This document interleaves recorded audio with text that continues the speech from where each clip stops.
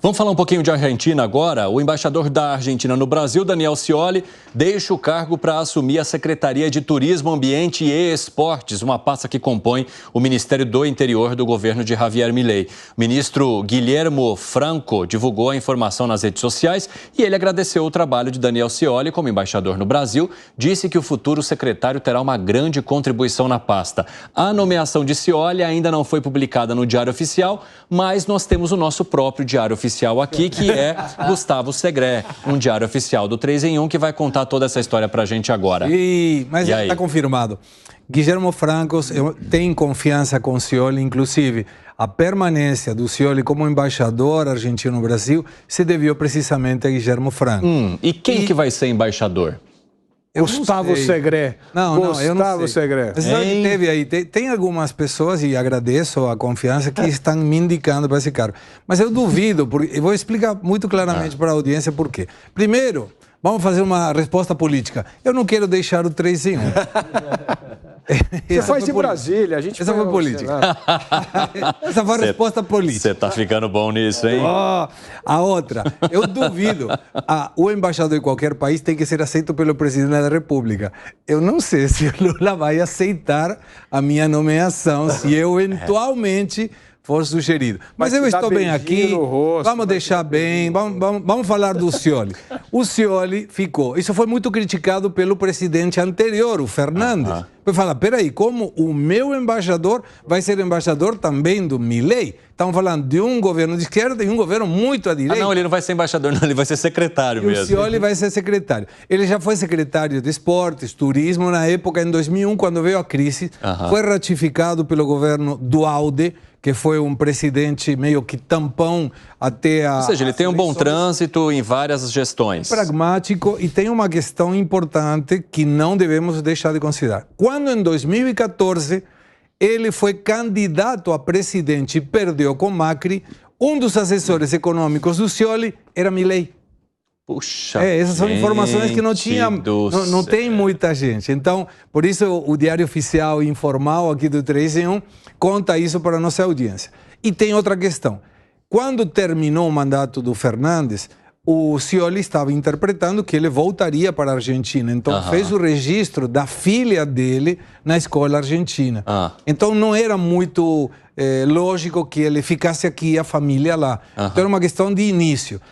Tem muitas informações que não são confirmadas, que o governo Lula não viu com bons olhos que o Scioli continuasse, porque ele tinha bom trato com o governo anterior, do Bolsonaro, mesmo representando o governo do Fernandes. Mas ele tem competência, foi vice-presidente, foi secretário, 2 vezes governador, 8 vezes deputado federal e embaixador argentino. Então, uma pessoa que entende muito de política, sabe nadar em todas as águas, imagino que vai ser um bom secretário. Sendo um bom nadador de todas as águas, como é que você pode acompanhar ou analisar, Piperno, a relação do Brasil com a Argentina a partir do momento em que se tem um embaixador que o Segré já contou alguns bastidores aqui que talvez o governo não fosse muito favorável à permanência, mas que de certa forma é conhecido e tem boas relações, agora assumindo uma secretaria importante na Argentina?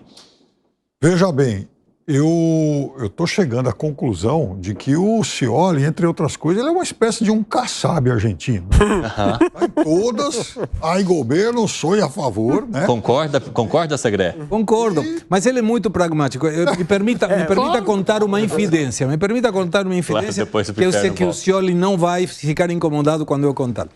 Eu lancei um livro na Argentina, chama Brasil, na tradução Entre no Jogo Sem Pisar na Bola, que tentava trazer investimentos argentinos para aqui. Convidei o embaixador Scioli, ele viajou para a Argentina, estivemos no lançamento do meu livro e eu coloquei elogiando o seu trabalho, porque ele me consultava várias vezes sobre as questões comerciais. Ele fez um maravilhoso trabalho como embaixador, liberou um monte de questões que emperravam o comércio.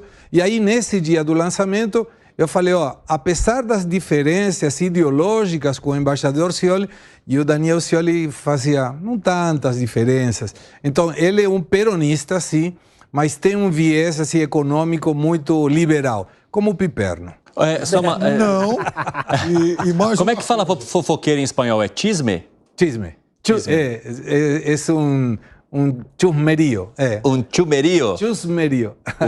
O nosso Gustavo Segre acabou de ser um pouco chusmerio. Não, mas foi uma coisa pública, não é uma coisa... Tô brincando. Segre, fala, Piperno. Você vê como é a vida, né? Quer dizer, o Milei, ele poderia, inclusive, então, trabalhar para um governo peronista se o senhor tivesse ganho. Eu trabalhei para um governo peronista, eu estou tentando apagar essa parte da minha história. Mas ele fez isso agora. Consegui. Isso aí, para um outro dia, um outro programa mais longo, você vai explicar com mais calma, porque é o seguinte, muita gente aqui no Brasil ainda identifica o peronismo, por exemplo, com a esquerda. E eu estou rouco já de explicar aqui muitas vezes que peronismo tem de tudo. Começou com da direita à esquerda, inclusive agora tinha lá o governador de Córdoba, candidato a presidente, peronista. Schiaretti, trabalhando para o governo Milei também. Isso. Sim. Fala, Gani.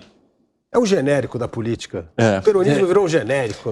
Não, deixa eu pegar esse gancho do peronismo, né, a direita e a esquerda. Então, se, por exemplo, se a gente pegar lá o governo militar, o Piperno, e você tem um historiador que você gosta bastante, eu também, que é o Boris Fausto, e ele diz o seguinte, que não havia ali uma ideologia definida. O governo aqui militar, na época, a ditadura militar, ela não defendia, por exemplo, o fascismo abertamente, não tinha uma ideologia definida. Agora, do ponto de vista econômico, claramente era um governo keynesiano, né? Então, eu acho que quando a gente fala isso em relação ao peronismo, né, que identifica com a esquerda, é muito ligado a essa questão econômica, Piperno, né, do Estado como o grande indutor do crescimento, tem que gastar, né? Então, geralmente, esses governos populistas e que fazem essas obras faraônicas e dão ali numa outra, né, uma outra metade ali, um naco ali de subsídios para os mais pobres, enfim,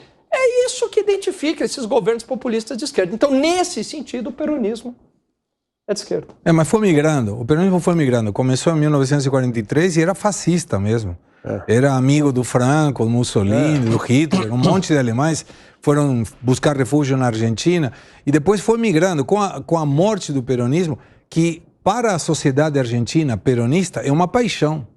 Ele continua insistindo com Perón, Evita, e era uma época crítica, porque tinha um dedo duro em cada quarteirão que indicava quem era peronista e quem não era peronista. E quem não era peronista colocava um X aí dizendo, esse aqui é contra. Teve muito caso assim grave. Aí depois foi migrando, o Menem foi um peronista liberal, depois veio o kirchnerismo, que foi um peronista corrupto, depois veio a Cristina, que foi um peronista, populismo de esquerda, que atrapalhou tudo, e vem depois o final, que foi Alberto Fernandes, um peronista poste, que ele não sabia o que estava fazendo, para que estava fazendo, mas ele estava aí. Você queria contando a história aqui, trazendo também as suas pitadas aí a partir desses fatos. Agora, e você, Luiz Felipe Dávila, como é que avalia a ida de Scioli para essa secretaria e as relações também com vários governos, entre eles o do Brasil? E com a transição, né, que começa atuando junto a um governo de Jair Bolsonaro e que se mantém também nesse comecinho de governo Lula. Olha, eu entendo que Milei está aprendendo rapidamente que sem pragmatismo as suas medidas não vão sair do papel. E a entrada de Scioli é mais um aliado importante para ajudar a costurar consenso. E isso é prova de maturidade política. Porque é engraçado, né? Quando o Milei ganha a eleição, todo mundo acha que ele vai ser o populista destrambelhado que vai se estourar em 10 segundos. Agora que ele começa a dar sinais de pragmatismo político, abrindo mão de medidas, negociando aqui, revendo algumas posições que só vai jogar mais à frente e tal, aí todo mundo começa a falar assim, o que está acontecendo com o Milei? O Milei está se tornando presidente da República. E presidente da República, sem pragmatismo, está fadado ao fracasso. E Milei, acima de tudo, não quer fracassar. Ele quer mudar a realidade da Argentina. Então, trazendo pessoas que têm uma visão pragmática, mostra maturidade política e não imaturidade populista, que é o que se esperava dele antes. Rapidamente, Segre, você concorda? Concordo. E Scioli pode ser um bom articulador dentro do Congresso. 8 vezes deputado federal, tem conhecimento de tudo e pode trazer parte do peronismo de verdade, não o kirchnerismo, para ser, não digo uma aliança de governo, mas em determinadas questões que possam votar a favor do governo Milei.